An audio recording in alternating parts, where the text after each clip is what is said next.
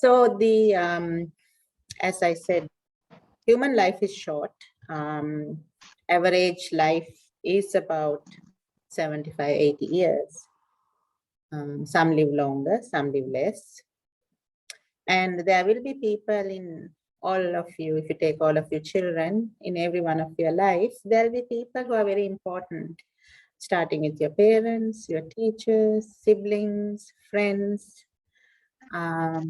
and various people you meet during your life, where they will make a difference. Especially teachers and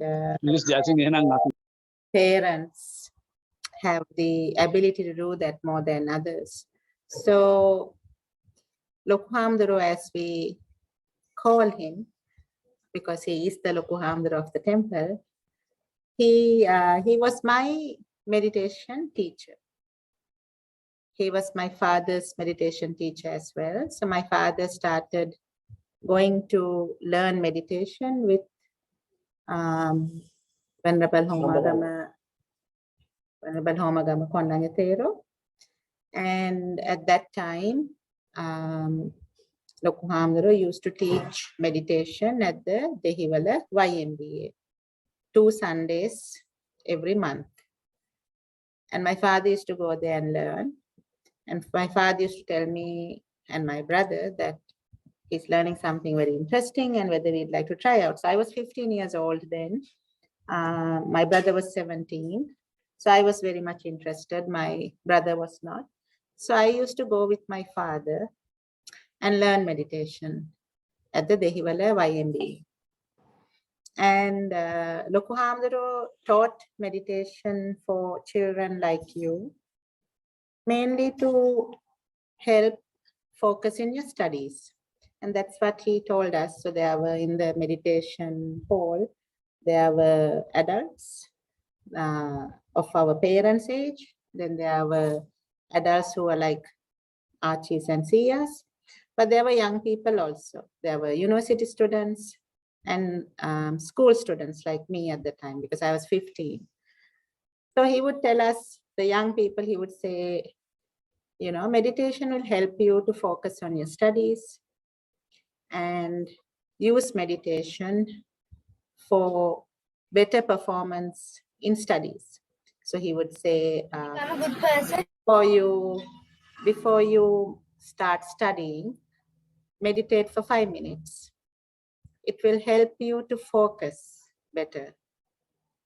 And I actually started doing that.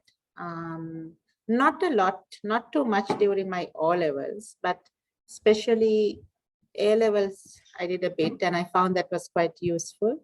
But especially during my university time, the 3-4 years I spent at university studying for my degree, I definitely used meditations. I would meditate for about 20 minutes before I start to study. And that had results. I always got the best results in every exam at the university. I topped the batch every year. And finally, I got the award for the best student. And I gave that credit to that 20 minutes of meditation that I did, because if you study for an hour or two, and if you meditate even 5 minutes before that, and I used to do first 5-10 minutes and later it went on to 20 minutes. It really helps you to focus. It helps you to clear your mind, because our minds are full of a lot of things, right? So when I was your age, we didn't have phones the way you had. So for us, the biggest entertainment was TV. And whenever I sit down to study, I'm thinking of, when do I watch TV? So I'm sure now when you sit down to study, you must be thinking, when can I check my phone, right? So meditation helped me to just focus on my studies. And that certainly helped me at university. And when you get good results, you get other good things like scholarships and good jobs and so on. So because I saw the benefit of meditation at a very young age, I continued with meditation. I continued going to Lokuhamdaro's class. And So Lokohamdro kept getting invitations because he was a very, very good meditation teacher. He got lots of invitations from other countries to come and conduct meditation retreats. So a meditation class and a meditation retreat are two different things. So meditation class is like at the Dehiwala YMBA, it was from 8:30 to 10. And that also, so Hamdara will give a small introduction to Anapanasati meditation. Then we will meditate for about 20 minutes. Then there'll be a tea break. Then he will teach us walking meditation, and so on. So it's not that you are going to just sit and meditate from 8:30 to 10. It's not like that at all. A meditation retreat is where you go and spend either a full day or a couple of days or 10 days. So most meditation retreats are 10 days, where you spend time in silence, and a master, like a teacher, like Kondanna Thero, will be instructing on what to do and so on. So he would get invitations to do meditation retreats from other countries. So whether it is US, UK, Canada, Argentina. He spent a lot of time in Argentina, and so on. And after some time, it became a regular thing. So let's say, like, I forget which month. So there was a certain period, a month or two every year, November, October, November, I think, where he was in Argentina every year doing a meditation program. And he had set programs like that across the world. So increasingly, his time in Sri Lanka was less. And at that time, he requested my father, who by then was teaching meditation himself, having learned it from Kondanna Thero. He requested my father to take over the Sunday meditation program at the Dehiwala YMBA. So my father then continued to do the class for the next 30 years. And then, of course, he stopped after he grew old. So, and my meditation journey also continued. So after university, I started working, and eventually, most of you know my two children, Savindi and Pawan. So when I was expecting my children in both times, I was working full time, and my job was in the private sector, quite stressful. So I would meditate every day for about 45 minutes. So that my intention in doing that was that I am not stressed, because if I am stressed as an expecting mother, I felt it will affect the baby. So I wanted to make sure that my babies are not affected by my stress. So I would wake up, I'd keep the alarm 1 hour earlier than the time I usually wake up, and I would meditate for 45 minutes. And I don't know what impact it had on Savindi Akka and Pawan, but I certainly felt very, very peaceful, and it was really good. So the entire 9 months for both kids, I meditated like that. So the benefits of meditation is immense, and for that, I certainly am very, very thankful to our Lokohamdro for guiding us on this path, and he would make sure that meditation was taught in the Dhamma as well. At that time, it was only a Sinhala medium Dhamma school. So there was, so it was very beneficial, and there's a huge following of Lokohamdro, whether it is laymen or monks who learn from him. So many monks came to learn meditation from him, because he was known to be a meditation master, and a great one at that. His way of explaining things was quite simple. It's probably because he was, before he became a monk, he was an engineer. And as an engineer, he's naturally used to very logical thinking. So his explanations and everything was very simple and very easy to understand. So he was, by all means, a very, very successful teacher. I think many of you would have spoken to him or met him or at least seen him in Dhamma school. But certainly, I think for you all in grade 10, 11 and 12, you would remember whenever I see Hamduro in Sri Lanka, I would always call him to our Dhamma class and tell him to address you all. So I think the senior students benefited from his wisdom and his knowledge.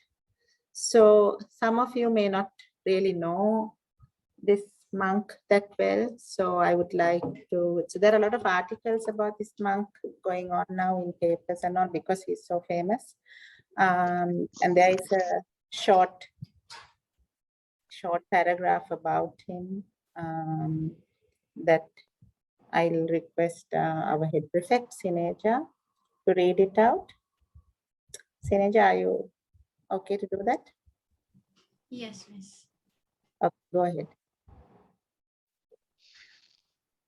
Venerable Bhante Homagama Kondanna was a forest tradition monk in the style of Ajahn Chah and was born in Sri Lanka in 1939, the first of a large family.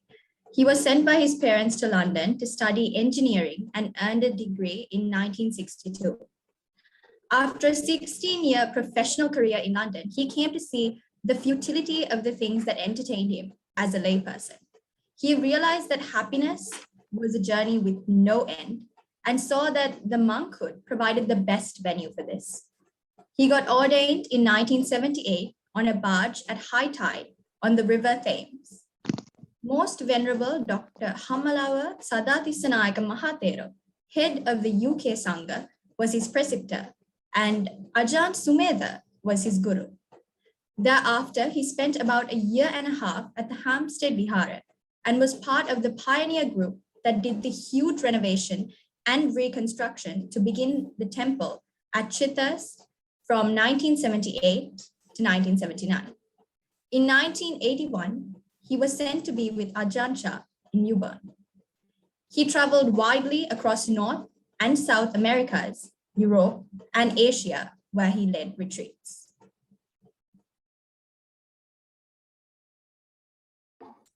Thank you, Sineja. Very well delivered. Thank you. So yeah, that is a little bit about Hamduro. So let me just make it a little bit more personal because Hamduro enjoyed talking with us teachers and telling us a bit about himself. So he's the eldest son of a large family, I think. He had 6 sisters, if I'm not mistaken. So he went to Royal College and the sisters went to Visakha. So I was a Visakian myself, and he used to joke about saying he went to a good school and his sisters went to a Maria Kade school or a Gong school, he would say. And he would say that knowing that I am also from the same school as his sisters. So I once asked him, how did your parents respond when you said you want to become a monk? Because at that time, to have the only son of a family of 5 or 6 girls wanting to ordain would have been quite a tough one. So he said, yeah, his mom and dad were not happy at all because he was the only son. They wanted him to look after the lands and so on. He comes from a very wealthy family. They had a lot of land. So, of course, his parents wanted him to look after those and so on.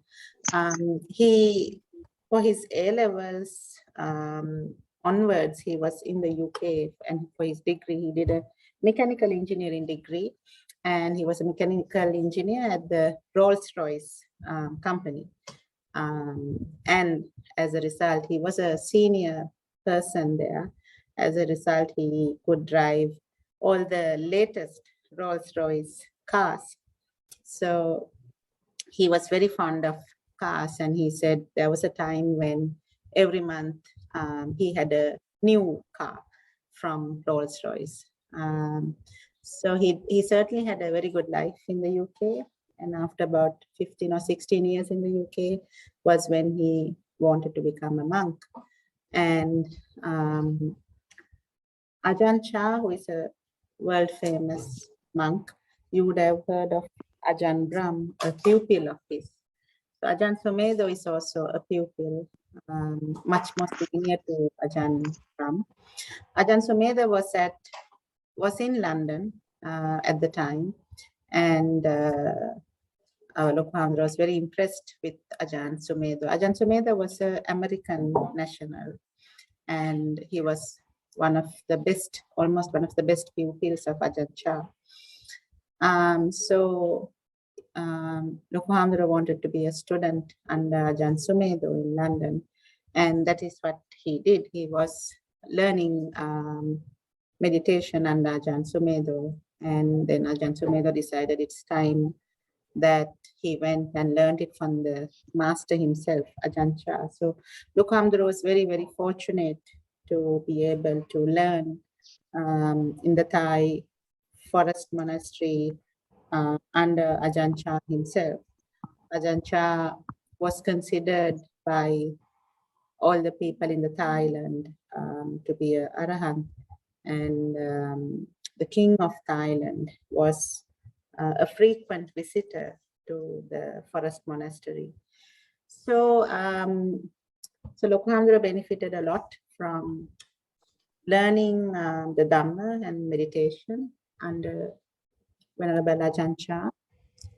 And then he returned to Sri Lanka, and he was, I'm not sure what was the sequence of events, but our Dhamma school, the temple, Sirisena Bhavana Mandiraya, he was the main monk of the temple.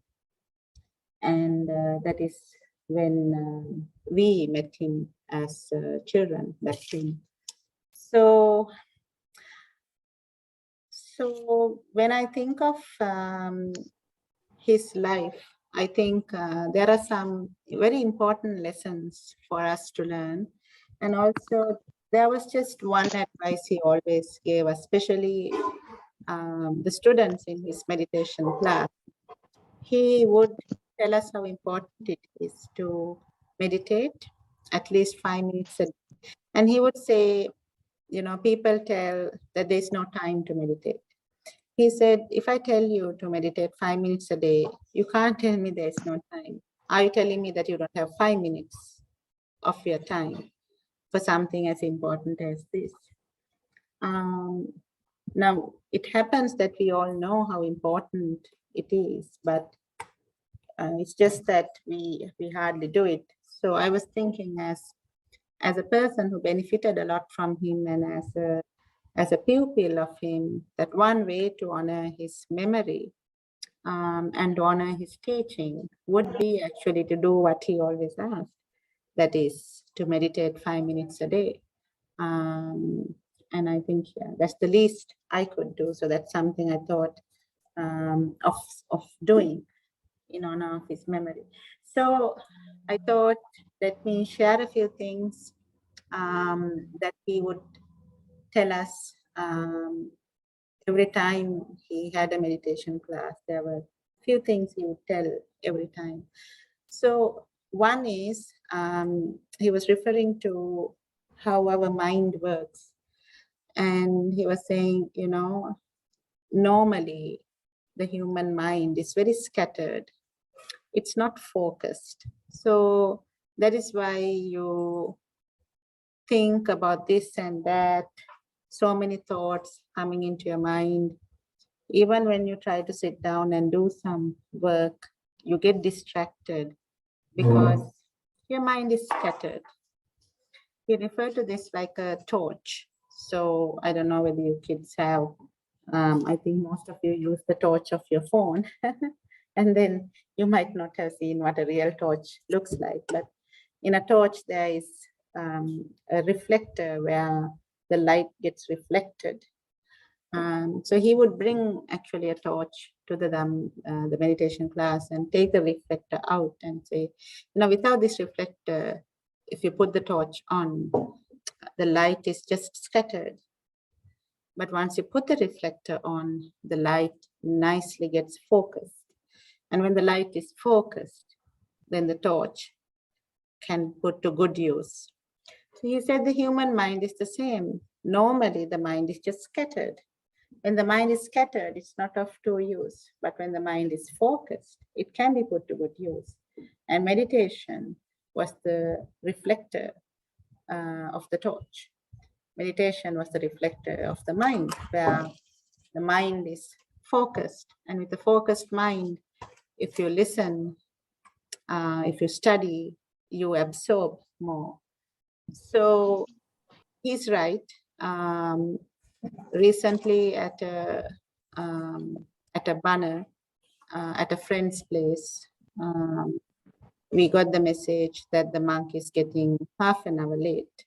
So by then, almost everybody had arrived for the banner. And then my friend said, since the monk is getting half an hour late, would you mind guiding everybody on a short meditation? So I said, yes, by all means, I'm happy to do that. So I conducted a short metta meditation for the group, about 10 minutes. And then after a little while, the monk arrived and he did the banner sermon. So after the banner sermon was over and the monk had departed, in many banner places, they give dinner. So over dinner, many people came and told me that they had never listened to a banner in such a focused manner before.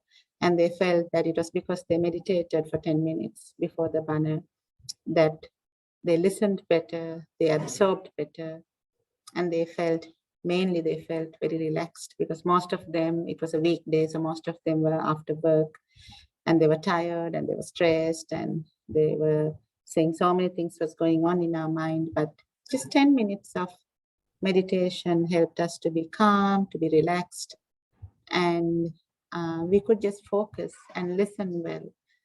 So the same applies to you, children. You are going to school, either virtual or face-to-face, physically, whatever it is. School is 6 hours in a day, and that's quite a long period. So it will really benefit you if you get used to doing a bit of meditation every day. So in honor of the Thero, I thought, let me give you that little bit of instruction on meditation. Of course, all of you know meditation. We teach you at the SIL program, your class teachers conduct it for you. So this is nothing new. But nevertheless, I thought, let me give you some simple instruction and let us meditate for 5 minutes, just so you experience the peace. And that was the peace that Homagama Kondanna Thero wanted all of us to experience. So when teaching meditation, he would use 2 stories to help us to understand what meditation can also do to you. He would talk about the art of letting go. Now, letting go can be anything. You can lift something up and let it go and it will fall, right? But here what he's referring to was how we are unhappy in life because we hold on to things in our mind. So somebody said something to you or did something to you, we hold on to it for a long, long time. And each time we remember it, it causes us pain. It will either make us feel angry or sad or scared. And he used to tell us that meditation will also help you to learn how to let go. And only when you let go can you be peaceful. So the story he used for this was the famous monkey and the coconut shell story. So most of you, I think, have heard it many times, but nevertheless, I'll tell it very shortly. So there are 2 stories actually. The first one is the monkey and the coconut shell, and the second one is about 3 students who are studying, and both of the stories are required to be told. So let me start with the monkey and the coconut shell. So the story goes like this. In Malaysia, there's a method people use to catch a monkey. So why would anybody want to catch a monkey? They want to catch a monkey to make the monkey do various things in public places and earn money. So for that purpose, you have to catch the monkey in a way that the monkey doesn't get damaged, right? Because if you want to catch a monkey, you can actually, you can polla karangilla, mangita gahala, mallaka dagana enna pulan, but that's not going to help because they want the monkey to do some performance. So therefore, they have to catch the monkey in a way that the monkey is not harmed. So therefore, what people have figured is the person who wants to catch a monkey, he will go to a forest area and find a place where there is a lot of monkeys around. And the monkey's nature is when they see a human coming, they will run up the trees and go to a safe place, and then they'll watch what the human is doing. So then this guy will take a coconut shell, whole bag, right? Half a coconut shell. And that shell would have a small hole in it, tiny enough for a monkey to put its paw inside. So he'll take this coconut shell and put a nice, either a plantain or a ripe mango in it, and tie this shell to a tree. Yeah. So monkeys are very curious animals by nature. So they'll be watching what the human is doing, and when the man walks away, they will come close to investigate. So the man, knowing the nature of the monkey, he will go a little bit further and then hide behind some bushes and watch what the monkeys are doing. So the monkeys, at least a couple of them, will come down to see what was this guy doing. And most often what will happen is one of the monkeys will come really close and peep to see what is this coconut shell and what is inside. And because of a ripe fruit being there, the smell and the color and everything will make it very attractive. And the monkey will want to now get hold of this fruit. So what it has to do is to put its paw inside and grab hold of the fruit. Now, the hole that is made in the coconut shell it's small, sufficiently small enough that the monkey can't just put the paw inside or the hand.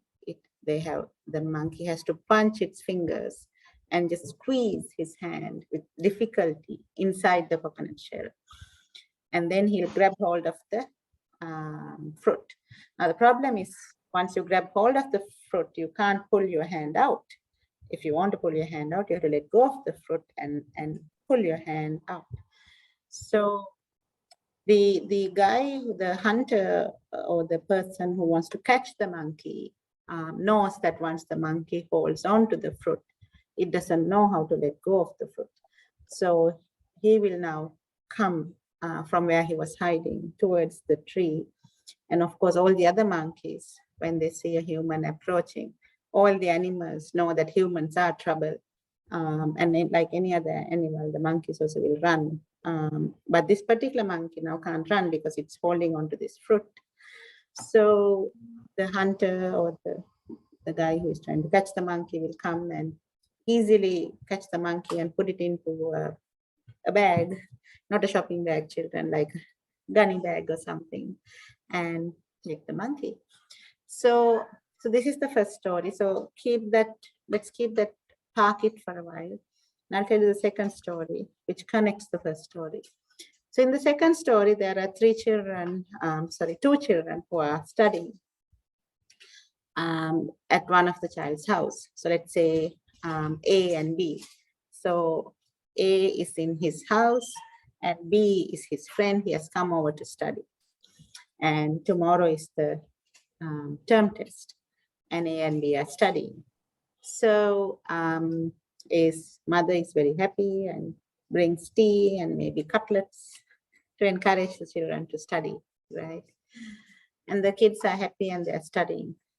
After a little while, there's a very jarring sound coming from the next door, something like drrr, some drilling sound. It's very jarring. and the two children get highly disturbed by it, and they go to check what's happening and to find next door there is some repair. So A asked the next door uncle, is it possible to do this repair some other day? And the next door uncle says, no, with the greatest difficulty, I got the basunna here, so I need to do this today. And if you are getting disturbed, you go to the library and study, something like that. So, but both children decide that no point going to the library, let's study here. And now they're trying to study while there's a lot of noise going on in the next door house. So if you think about, and this is how Venerable Homagama Kondanna will tell the stories. So if you think about what is going on in these children's mind, let's think of student A. What is he thinking? So he's probably thinking something like, this next door neighbor uncle, he's a useless guy. Whenever I have a term test, he's having some repair. Always there's a lot of noise coming from that house. He's probably having thoughts like that. Something like, I hate this uncle. He's a useless guy, right? His friend B might be thinking, too bad that I chose A's house to study. If I chose somebody else's house to study, it might have been quieter, but now, anyway, what to do? Let me study, yeah? So if I ask you between A and B, who do you think would study better? Who do you think will study better? Anyone? Miss, the both will study equally Okay. because they have similar thoughts. The B1. The B1 will study better. Why do you say that?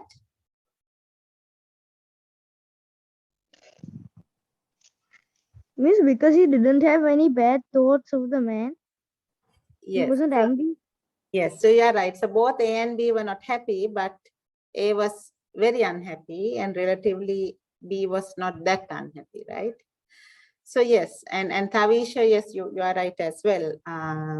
They both seemed equal, but if you really look at it, Tavisha, A had a bigger problem than B, because A knew the next door neighbor, and A was like, this uncle is always like this.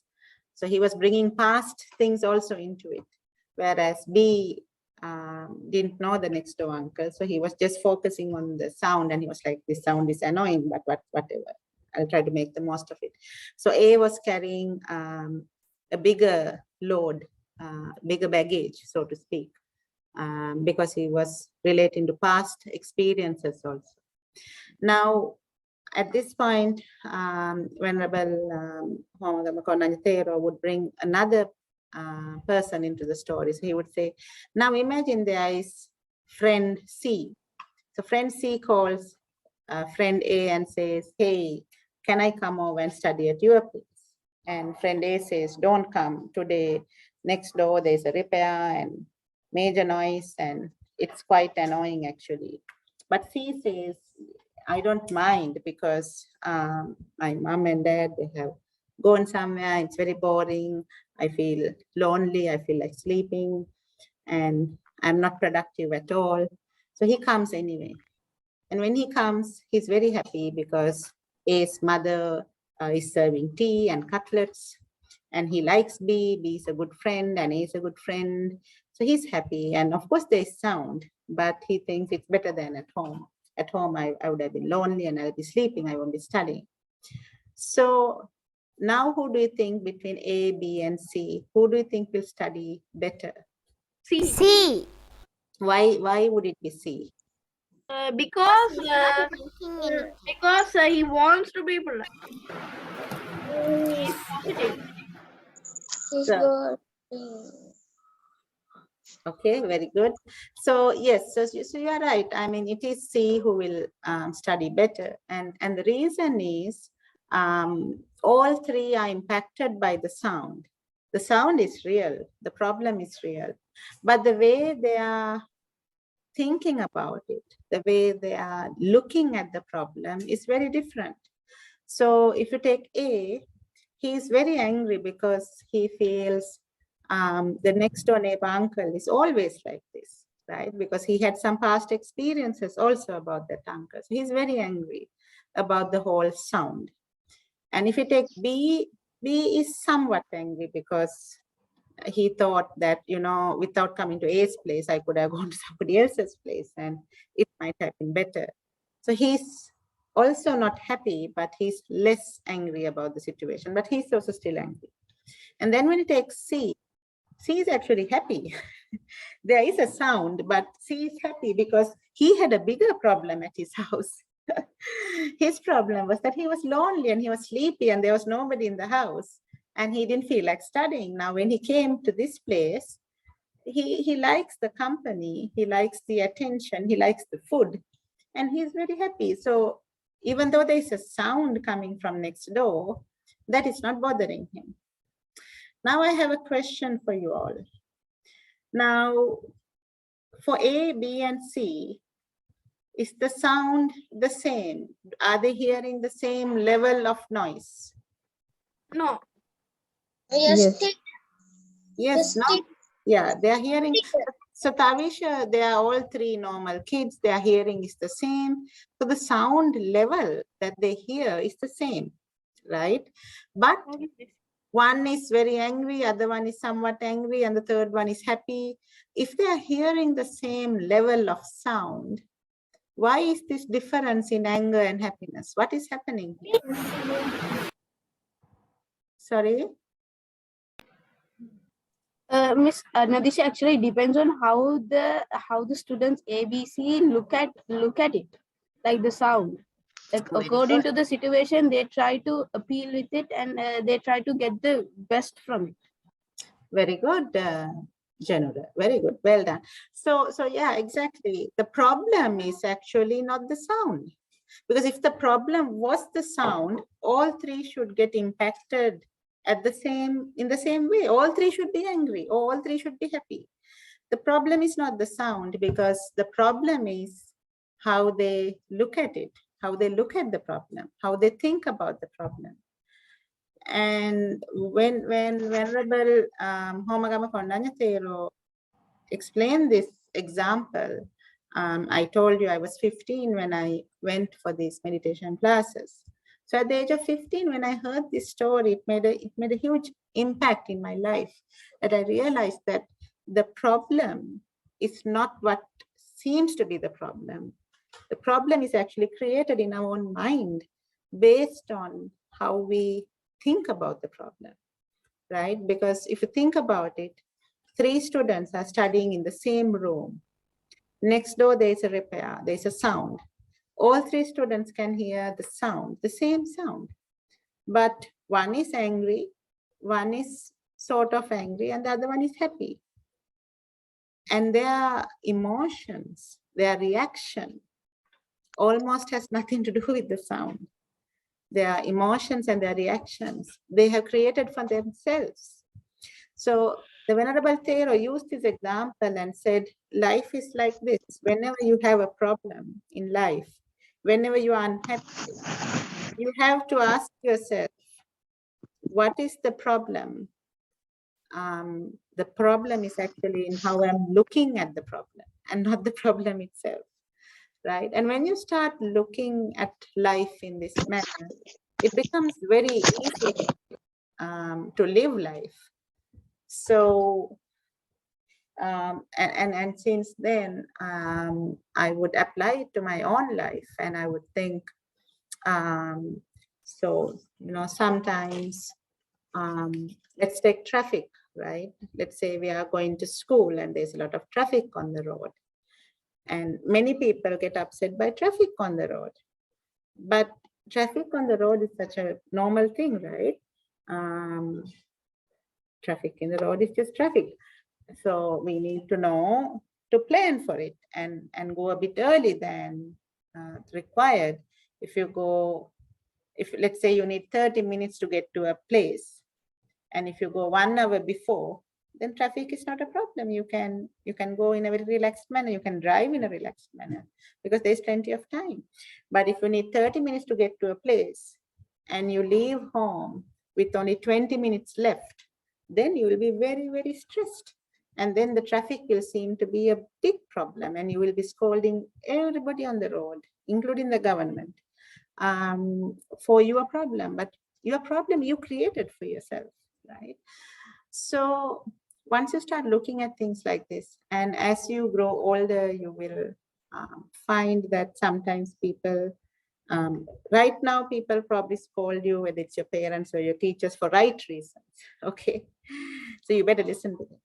But as you grow older, when you're in your 20s or 30s, sometimes people scold you for no reason of yours. And then also you have a choice in how you want to respond. And sometimes I respond by thinking, it's just a sound, and I don't respond. Yeah. So meditation can actually give you freedom, the freedom to live a good life, the freedom to live a relaxed life. Okay. So it comes with practice, and even 5 minutes of practice helps you to relax. So what happens when you relax is, one is your mind relaxes, and then your body relaxes, because most often when we are scared or angry or sad, our body becomes very tense. When our body becomes tense, that creates a very uncomfortable feeling. So whenever you find yourself feeling angry or sad or scared, you can use Anapanasati meditation to relax your body and your mind, right? When your mind and your body relaxes, then that tension goes away. Your body relaxes, your mind relaxes, and suddenly you'll find that whatever the problem doesn't seem like a problem anymore. Yeah. So let us do 5 minutes of Anapanasati meditation. Okay. I want you to sit comfortably, keep your back straight, right? Close your eyes gently and just observe your breathing. Now your body has been breathing since you were born. All you need to do is to observe it. And there are 3 possible places to observe your natural breath. The first place is around your nostril, where you might feel a gentle sensation, or the breath going in and coming out. It's very, very gentle, very subtle. You might not even feel it. But if you feel it, you can observe it near your nose. If you don't feel it there, don't worry. There's another place you can observe.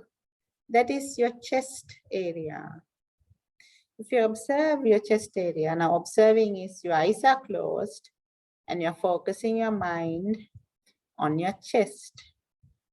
You might feel your chest is gently lifting and falling. It's very gentle because you are now relaxed. You won't even feel it. But if you are running, you'll feel your chest fall up and down. We call it panting, right? Like, but now that you're relaxed, it'll be very, very gentle. So that's the second place to observe your breath. The third place is your stomach. Again, while keeping your eyes closed, you can focus your attention to your tummy. Your tummy will be gently inflating and contracting. We call this Pimbenava Hakilena. Now, some of you might feel the breath in all 3 places, near the nose, the chest area, and the stomach. Some of you may feel it in 2 of those places, either the nose and the chest, or the chest and the tummy, or the tummy and the nose, and so on. Some of you might feel it only in 1 area, only the nose, or only the chest area, or only the stomach. It is possible that very few of you might not know what I'm talking about. And that's fine too, children. Don't worry, that's fine too. If you don't feel anything, that's fine. Just do nothing, keep your eyes closed and just wait. That is also something. Doing nothing is also an action. Always remember. So I'll keep the timer for 5 minutes. See if you can keep your eyes closed and observe the breath for 5 minutes, okay? Let's start now.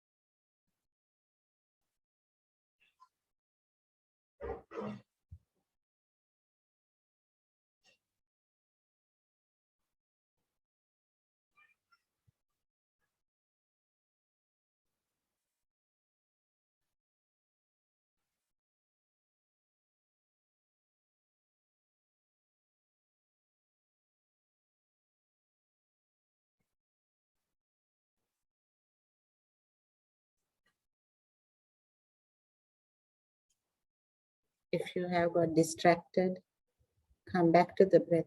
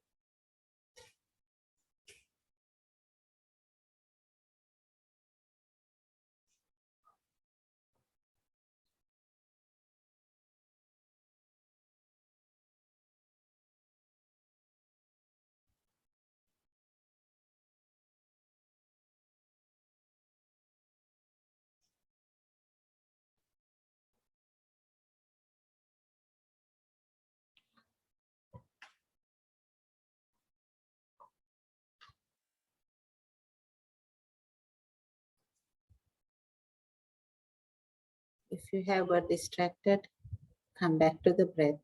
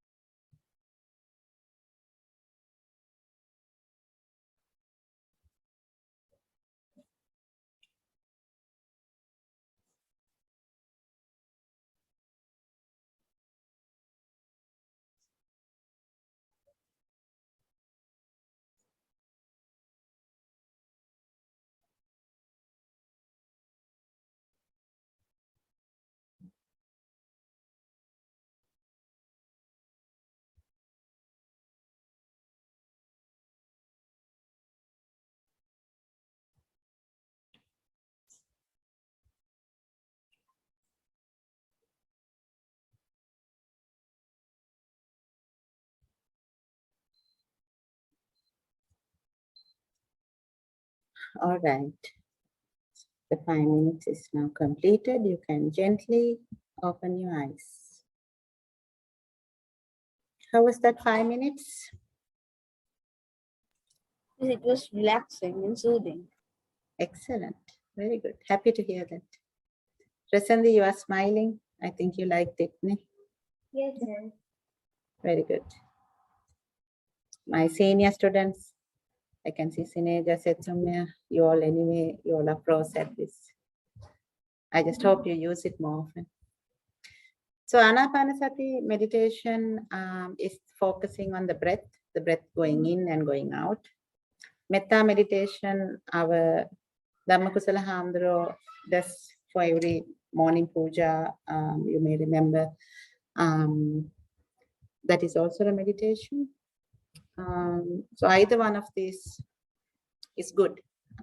In fact, metta meditation is a very, very good meditation. If you get annoyed with your mom, dad, brother, sister, dog, often metta meditation is the better one to do because it helps you to calm down and feel more loving and keep anger down. So both meditations are good. I hope you will use it. It's a very useful technique. It's a life skill. So swimming, cycling, and there are other few things that are considered life skills. Meditation is also a life skill.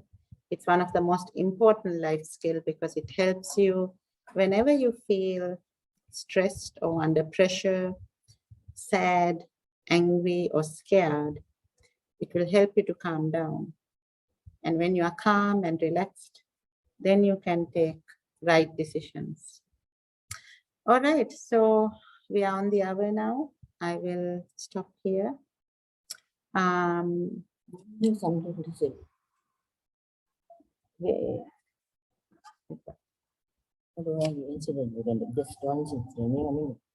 All right, so my mother is here. She's 78 years old and she insists that she wants to say something.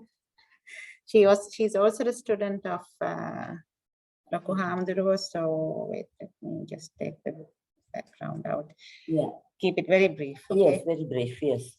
And I would prefer telling that in Sinhala. Is there anybody who can't understand Sinhala? No, they're all, No, they're okay, all no? Sri Lankans. Okay. Rolls Royce company එක රැකියාව කරන දවස්වල මේ අපේ හම්දුරු අපිට කිව්වා මේ අපි ගියාර මේ බඹරැල්ල මධ්‍යස්ථානට දවස් 10ක භාවනාවට ඒ වෙලාවේදී උන්වහන්සේ ජීවිත පිළිබඳ හුඟක් සිදුවීම් අපිට කියලා දුන්නා. දවසක් කිව්වා ඒ වැඩ කරන කාලේ හැතැම්ම 100 ගණනක දිග ගමනක් යන්න උනාලු යාගේ රැකියාවේ කොටසක් විදියට. හම්දුරු හරිය කැමති කිව්වා කජු කන්න. ඉතින් හාමුදුරුවෝ කජු කිලෝ එකක් තියාගෙන පැසෙන්ජර් සීට් එකේ ඉතින් කාර් එකත් හරි හයියෙන් යන කාර් එකනේ ඕකේ ගියා කිව්වා ගිහිල්ලා අන්තිම කජු ගෙඩිය කාලා ඉවර වෙනකොට වමනෙට ආවා කිව්වා. ඒ පාර කාර් එක පැත්තක නවත්තලා අර කජු කිලෝ එකම වමනේ දැම්මා කිව්වා. ඊළඟ ඉතින් හාමුදුරුවෝ කියනවා සාමාන්‍යයෙන් උන්වහන්සේ අපිට කිව්වේ මේකයි. කිසියම්ම කෑමකට හරි දෙයකට හරි ඕනම දෙයකට කැමැත්ත දැක්වීමේ සීමාවක් තියාගන්න ඕන කියලා තමයි උන්වහන්සේගෙන් දුන්නු පාඩම. හරි. Sadhu. That's good. My mother is actually a retired teacher. She taught Buddhism for nearly 30 years. So you can imagine her students loved her. Yes, so Laku Hamduro gave us a lot of excellent advice. So we shall end our program here. Api Hamduruwanta pin anumodan karamu. Api Laku Hamduruwanta ada api me dharma shravanaya saha bhavanawa haraha labagat sieluma pin Laku Hamduruwanta labewa unwahanseta chaturarya satya අවබෝධ වෙලා නිර්වාණ සුවය ලැබේවා. Sadhu. All right, children. I hope you have a good rest of the weekend. Stay safe and I'll see you at least the grade 9 and above next week. And the other kids, your teachers will see you next week on Zoom, just to clarify. Take care, children. Thero Sannai. Okay. Thank you, Miss. Have a nice day, Miss. Bye. Miss. Stay safe. Thank you, Miss Thero Sannai. Thank you, Thero Sannai.